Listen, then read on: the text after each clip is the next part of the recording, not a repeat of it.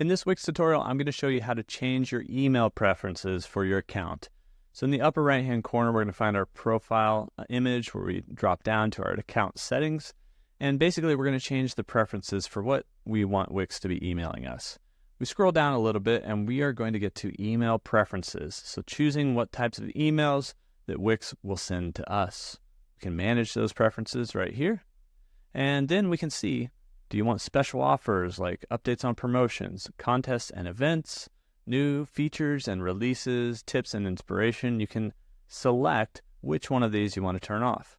So maybe I don't really want the special offers or contests or the tips, but I do want to know about new features and releases, so I'll keep that one checkmarked.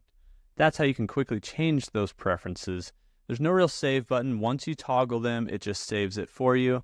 Up here, we can find that we can go back to account settings right here. And when we click that, it'll take us right back to that same page, our account settings for our Wix account. And that's how you can change your email preferences for your Wix account.